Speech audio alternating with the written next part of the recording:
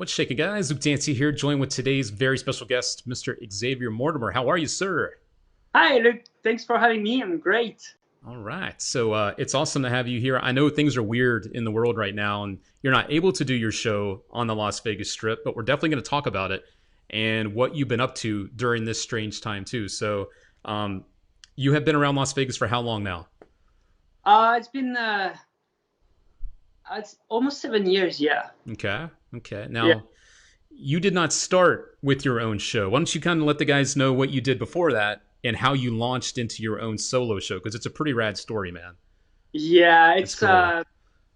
It's actually incredible because I think life throws things at you and you just take and you just make choices and that's what is going to guide Yeah. what who you are. And this happened to me pretty quickly. I was in France touring with my show. It was a mime and magic show with the Shadows. It was named the Shadow Orchestra. And Cirque Du Soleil saw me performing, and they said, Xavier, we would like to have you as a character in our shows, like doing comedy and magic, silent comedy. And I was like, yeah, why not? I was not expecting anything. And a year after, they called me and say, we want you to star one of the biggest shows that we're going to produce for Las Vegas, Michael Jackson one. And at this point, that blew my mind. I Mhm. First I wanted to stay in France because I had everything built here, but I decided to take the opportunity and just go. But I said I'm gonna sign for 6 months with you guys and go back to France, Nice. which never happened. I stayed 3 years in Cirque du Soleil because I was, the Cirque du Soleil is an amazing company to work for, and I had a great time, and I could take this time to build more stuff, being creative, and change my show. Because as magicians, it's you create an act or a show, and it takes like 5 years or 6 years to finally get something, and then you just perform it, and somehow your producer is like, oh, do you have something new? And I'm like, nah, I can redo this act, I can change the music of the act. And he was like, no, no, no, he said, you do it. And then I was like, okay, so I'm going to take a few years with Cirque du Soleil, um, working on new stuff, new material. And I met this guy, Alex, who's a producer in town and in Paris. And he said, and I told him my project. I said, I want to go back to France and perform my show in Paris for 3 months because I had everything set up, the theater, the everything. And he said, don't go back. Yeah. Yeah. I'm gonna run through this a little bit again because if we can watch some of the visuals on this, the things that you do, you put the art in artist. I've told people that a lot. That when you watch what you do, there's such an artistic flair to it, and sometimes you just levitate with a jump rope. I mean, you do that Yeah. too. um, yeah, and let's not forget this winner of Best Magic Show in 2018. I definitely wanted to say that too because that's a big deal as well. Evolve because I did go to the Michael Jackson show at the Mandalay Bay when you were there, and then it's been fun to watch you evolve into your own show at Bally's. And if you guys end up coming out here later this year or next year when we finally open up the town, Xavier's show is definitely a highlight and should be on your list of must sees for sure. Um, how does it feel, to have a Las Vegas show? Like, does it still feel real to you, or is it still something that you wake up every day and you go, "Is this just a dream?" Get it? Because I'm tying that in with your dream. Yeah, right. Yeah, it feels it's hard. I would say it's not just a dream. I mean, I don't remember this.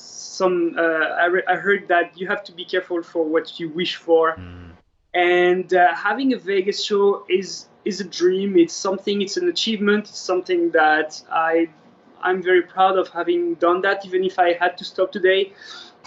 But it's also I'm waking up every morning not saying, hey, I'm this headliner in Las Vegas. I'm waking up every morning saying, hey, what's the numbers for today? Hey, what did break yesterday? Is this guy going to show up, or is what issue am I going to run into today? And that's more of what I'm waking up with, to say, okay. But when I look back at night when I've done the show and I come back home and I'm like, can you imagine? You have your house in Vegas and you have your show, and this is amazing. So it's a lot of work, and you have to be prepared to if you want that. You have to be. strong. Absolutely. And I mean, you put it well. You know, as people always say, be careful what you wish for. I mean, it sounds sexy, sounds glamorous, but it is work. It's hard work, right? I mean, It is. It is. You uh, can't. It doesn't happen like that. And I have to say, even in Cirque du Soleil, even when we were in the creation, it's so difficult that I many times I looked at the flight back to France. You know, like many times. mhm. I was like, it's never going to work for me. I will never make it, and I lost. And then the next day you wake up and you say, no, I'm gonna. I can't. I didn't go that far to give up, and I will make it happen. Yeah, and you sure have. And you know, it's been unfortunate with what's been going on, you know, with this pandemic and everything. But I definitely think that you have definitely found a way to make the best of it by going online. You know, we're online right now. We're chatting. We're talking, which I usually probably wouldn't be able to do because you wouldn't have the time. But your magic has started going viral all over Facebook and the internet. It's been really fun to watch, and I've got some of my favorite clips of yours to show as well. Why don't you talk about that? I wouldn't call it a transition, but why don't you talk about what it's like now to have the time to do that? And sincerely, are you enjoying doing this social media stuff now? Because I think you are, but Yeah. creatively, does it satisfy you? Yeah, I would say I would never do it if I didn't enjoy it. I looked at social media for a long time as the black beast and something that I didn't like, that was not as how to say, how as classy as having a show. I'm a live performer and I want to perform live. I want to get the audience into an experience. Hmm. But recently, I've been trying to get into social media because I felt left behind, and I thought that that wouldn't hurt to try and expand. And I learned all these things, and I tried, and so many videos that I produced were awful. And somehow, at some point, I found something. I found an idea where this guy. There's many concepts, but I found the concept of this guy just going around and do magic, and it worked, and some video hits. And I think when you have a video that hits, like I got 10 million views on one video, I was like, wow, I there's something here. Not only I'm having fun doing those videos, but people seem to like it, so let's try to dig a little bit more in this concept and see what I can do. Sure. And I hits, which is already good, but I'm having fun creatively. I don't want to be a social media person. I don't want to be this a social media figure. I want to sell tickets to my show, and I want Yep. bring people into an experience, which is my live show. But I have to say, social media is a great way to create because it's different than stage, and you have to tackle it totally different. It has nothing to do with the stage. And that's why it's interesting, because it brings something new and it brings a new way to do magic. Well said. And I wanted to ask you, did I hear that right? Did you say 10 million views on one of your videos? 10 million? No, I had more recently. The video that you're showing, I think you got it on Facebook, had 55 million views. Wait. Say that again?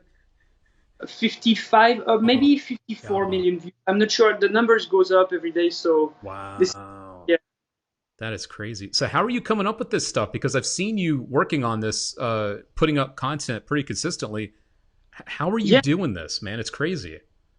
Yeah, so it started before this thing. The show closed. It started already. The show went a little more stable, and I was like, okay, so now I can spend some time of my day doing something else.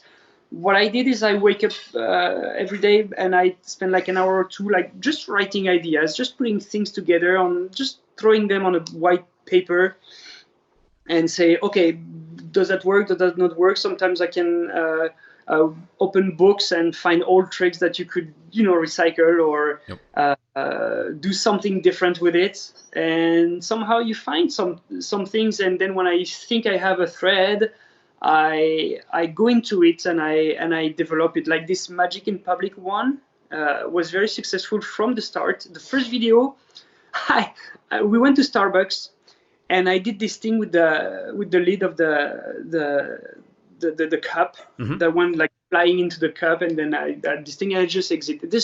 I'm not presenting any magic. I'm just this guy going around and doing magic, like if he was caught on camera, and it was instant. It got 10 million views in 2 days. Wow. I was like, wow, that works. And then, how can I develop this system? I'm gonna go to the fast food, and then it's like a little bit Xavier at the fast food and Xavier at the parking.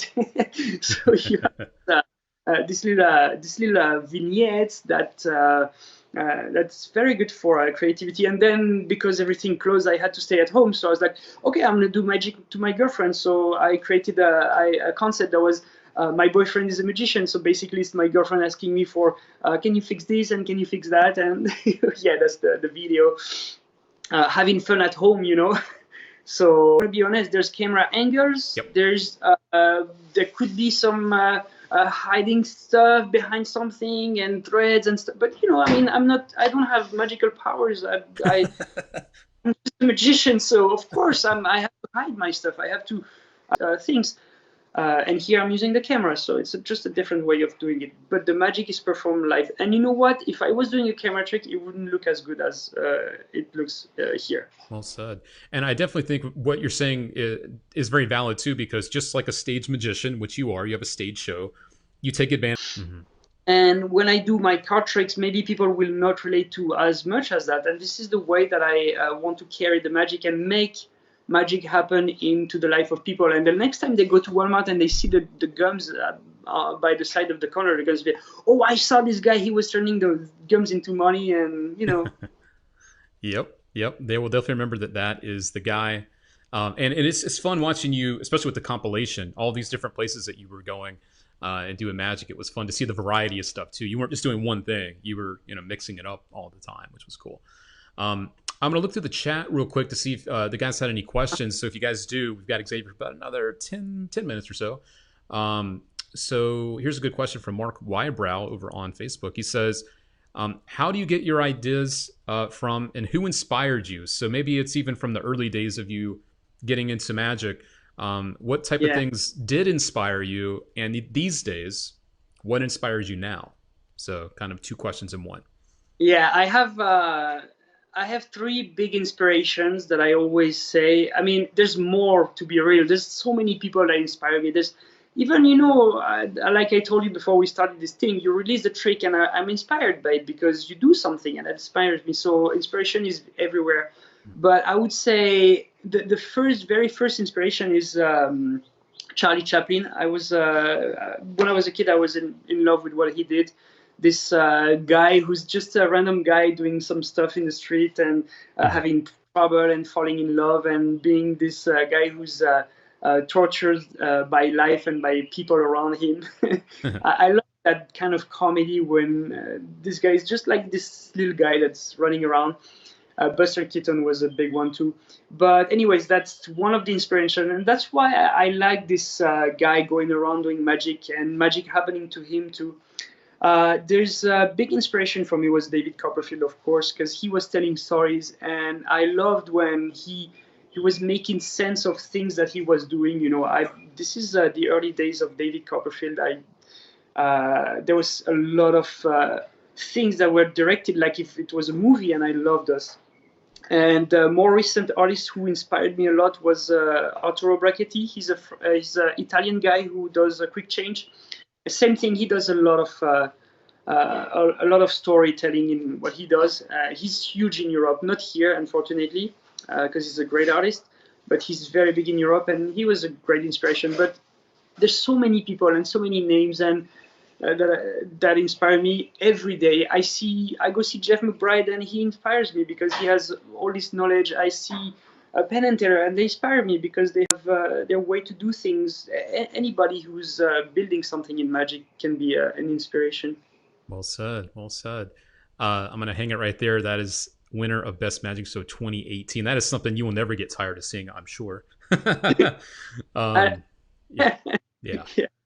This is a nice comment from Corey, who I know was a mutual friend of ours. Corey says, I love how you hang out and meet and greet everyone after every single show. And that does say a lot about you as an artist, that you still care. You have a Vegas show, you could just wrap it up and go home, but you decide to stick around and chat with people. So that's cool. That's great. Yeah, I think it's an experience you have to offer to the audience. I think it's part of the experience. And I have to be honest, I'm not the only one. Penn and Taylor do that at their show too. They just go out, and I think people want that. They see someone on stage, and they want to have a part of it. It's important for them because you're not this like figure or whatever. That I think it's good for them to bring something back home and talk to the artist. Well said. And it definitely humanizes you and makes that connection that a lot of shows miss. There's that disconnect, but you're definitely right there, which is cool. Uh-huh. Speaking of differences in other artists and other fields, people doing meet and greets or not, here's a question from Eric that's different. He wants to know, what's the main difference between the U.S. audience and the French audience, or maybe the European audience? It's kind of all grouped together. Are there some big differences in the audiences, or is it kind of the same? Yeah, I mean the culture is slightly different, but it's visual. We do visual stuff. So if I was a country singer, I would say yes, definitely, because in Europe people wouldn't understand what I'm doing. But magic, it's kind of international. You have different reactions. You have different things that hit. There's one thing that I noticed.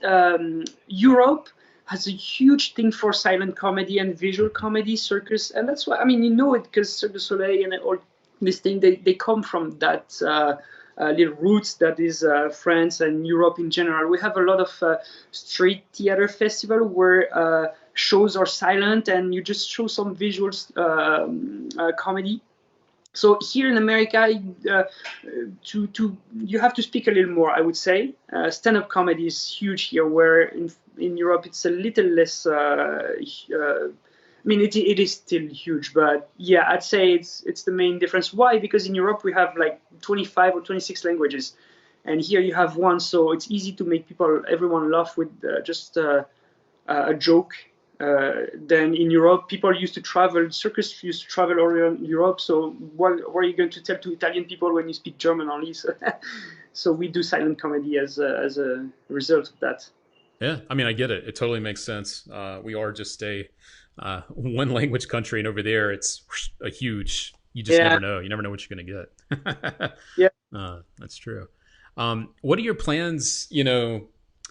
You're on the Vegas Strip. I always like to ask people this because obviously you came here, you were doing stuff with Cirque Du Soleil.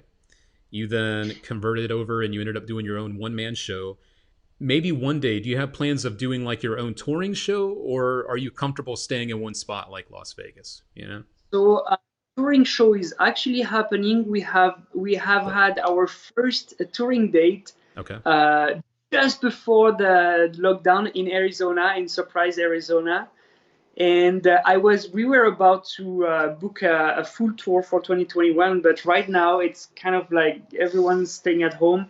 So the theaters are a little bit cold into booking tours for now. But sure. Yes, 2021 or 2022, if depending on how the situation evolves, we're going to go on tour in the US, and also when the US tour is done, I'm going to go on tour a little back in Europe for because I want to go back somehow sometimes. But Vegas is going to be probably the main place where I'm going to stay.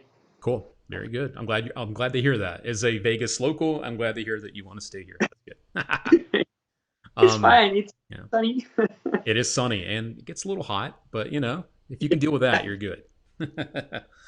Got a question from another full-time performer, someone that a lot of people are familiar with, Dan White. Dan White is out here. Hi. Dan wants to know, how did you get Cirque du Soleil to build a show for you? So it wasn't necessarily Cirque that built the show.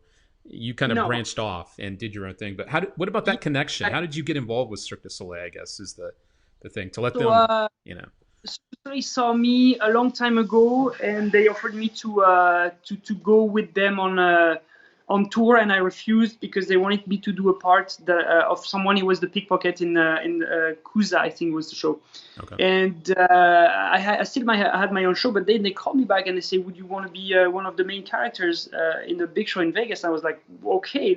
Why not? That's something, So they didn't build the show for me. I was part of the show, and I was building the show with them, because this is how it works. In Cirque du Soleil, you go into a show and they write things, but ultimately it's what you do on stage. And I remember so many times we were on set, and everyone was like, okay, what do we do here? And I took a hat and I did this little thing with the hat. I don't know if you do when you have the hat and you put it on your head and it jumps. Mm-hmm. And that was the Michael Jackson hat, and everyone was like, "What? That's cool. Okay, can we keep it? Okay, sure." And then same thing for the dancing cane. They had this huge mic, the old school mics used by Presley, and they say Michael Jackson was really in love with this mic. I was like, "Oh, I can do a dancing cane," and the director was like, "Show me." I was like, "I can't. Give me a thread, and I'm going to show you." And I came back like the next day with a piece of balsa and a thread, and I showed that I could do that with a mic. It took a little bit of research to have the top, molded and very light, but I did it, and everyone's like, yeah, sure, that works. Let's put it in the show. So this is how it's very organic the way they experience on America's Got Talent, because I know that it's such a huge show, and as an artist, I've heard mixed stories about some people feel like they're forced to do things they don't really want to do, or they have to say things. Not to go into too many details, but how was your America's Got Talent experience? And maybe some advice for people that have, thought about going on there. It's I first I was on France Got Talent. I was on the top 10 of France Got Talent. Mm-hmm.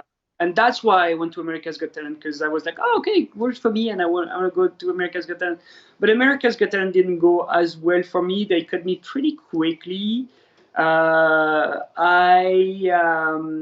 It's a fine line, because you want to do something that you like, but also the producer have the eye and they want to do something. So you're kind of in between two chairs where you're like, yeah, but if I do that, this is my best act. And what if I do the other act that they want me to do is not my best act, but at the same time, I'm going to be going along with them, so they might push me for another round. I don't think there's any explanation. There's no recipe. It's just like, go do it. And I think it's worth doing it anyways. That's what I think. I think if I had to redo it, I would redo it, because it's TV, it's exposure, it's people seeing you, and it's also a good way to work on your acts, because I remember on both shows, France Got Talent and America's Got Talent, I had to rebuild my acts. Most of my acts were like 4 or 5 minutes long, and I had to cut them and say, okay, what's going to work on that show? Does it make sense if I do that on TV? And at the end of the day, I ended up with an act that was better than the one that I started with. Gotcha. Okay. So it's good to hear, though, that if you had to do it again, you would do it again. So that's good to hear. Yeah, I would. It's anything. TV is good. It's good for you to be on TV anyways. I mean, yeah, it can be dangerous, but yeah, I mean, the exposure alone has got to be worth it. I mean, you're being seen by millions and millions of people. You want to get people in the seats of your show, so it makes sense. Yeah, it makes total sense. Yeah. It's like social media, when I started those videos, like, oh, people are going to think I'm doing stupid stuff, and and the stupid stuff didn't get out, because of course I can do stupid stuff. I'm human, but the stupid stuff didn't get seen. So at the end of the day, I kind of managed to. It's just the creative exercise that is interesting. Right on. I'm going to tee up one last question for you. I know I told you we go between 30 and 45 minutes, and we're pushing we're a little over the 30-minute mark. I wanted to ask you that if you had a word of advice for someone that wants to do what you do, which is to have a Las Vegas show and do what you love for a living. There's people watching from all over the world, different skill levels. Some are just beginning magic. Some have been in it for a while and want to do what you do. What type of advice would you share with people that really, really love magic and want to be able to make a show out of their own material and their own routines and have full control over their show, like their show? That's what they want to have, their show. What kind of advice would you share, Well, it's first I have to say it's not an advice, but I have to say it's an extremely long process, and I'm not the only one who has been through that. You have to find yourself. You have to be yourself on stage. You have to find your own way of doing magic first, because if you just another guy who pushes boxes, I don't think people are going to make the difference between you and someone else. So that's the artistic view first. So once you have developed this whole thing, I would say tour it a little bit everywhere, wherever you can. like 1 or 2 years, make the things like solid, so when you present on your audience in Vegas, the jokes are solid. When you have this solid show, when you have your own way of doing things, and that your own way of doing things is pretty strong, then this is why you can start having the not fun part, which is going every day for 2 years without filling a seat. Like you're gonna have 30 people, 40 people, 50 people, and somehow it's gonna hit, because it took me, I'd say, a year and a half to start to break even and make my show profitable and successful in Vegas. And it was kind of short, because it can take more than that. Not a lot of overhead, not a lot of like, don't ask anything, just go on stage, do your thing. And eventually, after a while, when you see the brokers every day, when you promote your show, when you do all these things, it's going to pay off. Well I'd say it's a long-term thing. It's not like social media is instant. You put a video online, and maybe it's gonna hit. And if you hit, you have 10 million views in like no time. And when you're in a Vegas show, you have to build your show and stay. I think I started to see the real result of me being recognized as a Vegas performer, as someone from the city, after like 2 years and a half, 3 years almost, like people were like, oh wow, this guy, yeah, and the big names, So yeah, it's a long run. Don't give up. Well said. Don't give up. Well said. And I'm so glad you said all of that, and the last part especially. But especially these days with people seeing social media, being able to connect with people quickly through social media or the online world, they feel like that's the shortcut to success. And what you just said is, a Las Vegas headliner, it doesn't happen quickly. It takes time. So be willing to go. It's like the old saying goes, get ready for the marathon, not the sprint. It's a long process, but there you go. Definitely. And also you can think you are anybody, you are nobody. And that's something that you have to learn when you're in Vegas, because even if you have millions of followers online, you are nobody in Vegas. You have to start over from scratch, because the people haven't seen you. I've seen big names failing in Vegas. Mm-hmm. And why? Because they thought they were big names, and they thought they would fill up the room. And that is not the truth, because they were starting like everybody from the beginning with nothing. And it takes 1 year, 1.5 years to get the people inside the room, to get the brokers, because the brokers are the main source of ticket selling. Because half of the people come from abroad.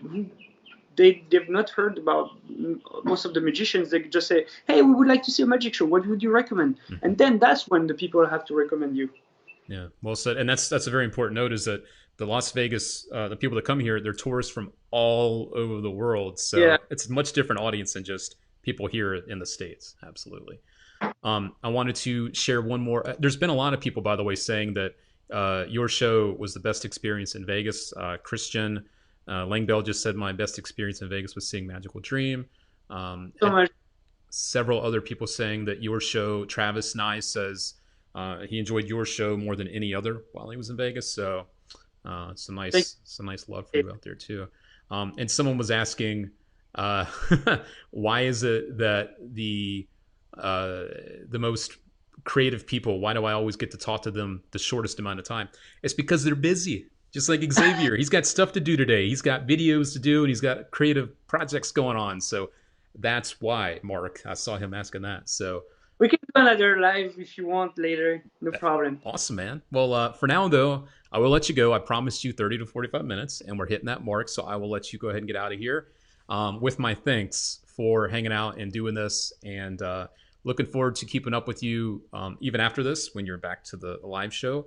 But if people do want to see you on Facebook or on YouTube or wherever, how can they see more of your videos that you are putting out? I want to get that out there too. I just type Xavier Mortimer on Facebook, Instagram, YouTube, Twitter, blah, blah, blah, everything. You'll find my network, and I'm publishing things regularly. We're going to film 3 more videos today. Okay. and one I'm very excited about. It's about baseball. Oh, fun. All right, cool. So there you go, guys. More content coming from this guy. And coming up in just a second, I've got your exclusive look at the brand new Jerry's Nugget playing cards. So with that said, Xavier Mortimer, I'm going to wish you well, my friend. And thank you so much for hanging out with us, man. Don't be a stranger, okay? Yeah. Bye. Cool. Thanks again. All right, guys. That is my chat with the one and only Xavier Mortimer, a Las Vegas headliner right here for you guys. Hope you enjoyed that. Now is the time you've been waiting for. I've got your exclusive look at the brand new Jerry's Nugget playing cards. It's not just one deck. It's not just two decks. It is three decks. And here it comes. I know you've been waiting patiently. Here is your very first look at these. Brand new, just hit our warehouse today. Brand spanking new. These are the three new colors that just dropped. I'm looking at some messages from my team here so I can see exactly what I can tell you. The paper that's used to print these is actually limited. So we're not saying that the decks are limited, but the type of material that's used to make the decks is actually pretty limited because it's a special type of paper that they're using. Because these are the vintage fill decks. So it's a vintage stock. So it's going to be not a limited run of cards, but when the paper's gone, these are gone. So I can tell you that. It is a vintage fill. I can't give you any details on when these are released yet, but I can tell you that the paper that's used to print these is limited. So that is one picture. I have another one for you here. That's the other picture. A little closer look for you. Let me see if there's any other details I can share with you. That is the other picture here that I can share. And I think that is what I can show you for now. So there we go. And we'll have more pictures and more assets coming out soon to share with you. But there you go, my friends. You've been waiting patiently since this morning. I teed it up. And there you go, your exclusive look at the brand new Jerry's Nugget playing cards. Dropping sometime soon. As always, keep your eye out on our socials. Keep an eye out, and we will make sure to keep you updated on all the stuff that's going on, just like this and other guests that we have coming up. And if you want to, if you've never done this before, say the word live. Just say live in the comments, and I will hook you up and make sure that when we do go live, you get hit up with a notification that we're live. And all you have to do is click a button and it brings you right here to us. So do that now. If you haven't before, say the word live and I will take care of you. And as a special bonus, everyone today that has liked and commented on this video is automatically entered to win a free download of your choice from our At the Table series. I'll pick one winner after this. I will tag you in the comments. So we do live giveaways every week too. So if you haven't yet, go ahead and drop a like on this video and comment something in the comments here. Maybe tell us what you think of the new decks that are coming out, the Jerry's Nuggets, and you are entered to win a free download. I'll announce the winner here in a couple hours. I'll go through, I'll look at the comments, and I will give you guys a free download from our At the Table series. So Gary Nealon just did it. He just dropped a like on this. So if you haven't done it yet, drop a like and post a comment, and I will go through and I will take care of you guys and hook you up with some free stuff. Because I know you're stuck at home, a lot of you, and I know that you probably want to learn some free stuff. There's Daniel Ricks. He liked to stream. If you haven't done it, go ahead and do it. Here's your look one more time at the brand new Jerry's Nuggets popping out. 3 new decks. Again, I don't have a release date for you at this time, but I do have an exclusive look that you haven't seen anywhere else. These hit our warehouse literally this morning. I was drinking my coffee. They're like, Luke, you won't believe it. You won't believe it. They're here. There they are. There they are. All right. Hope you enjoyed that look.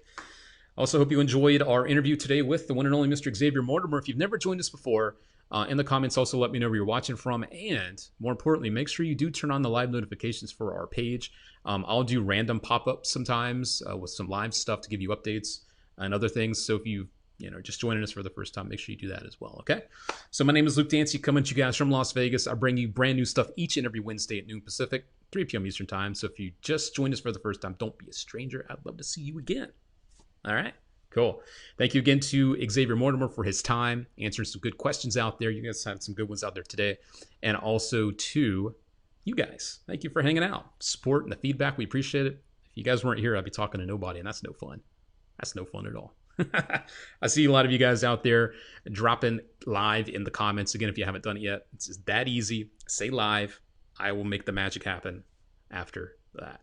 Got people out there watching from Denmark. What's up? Nice. That's awesome, dude. I got Dave out there. All right. Ryan's digging on the yellow. And I got Timo out there liking the stream. Appreciate you, Timo.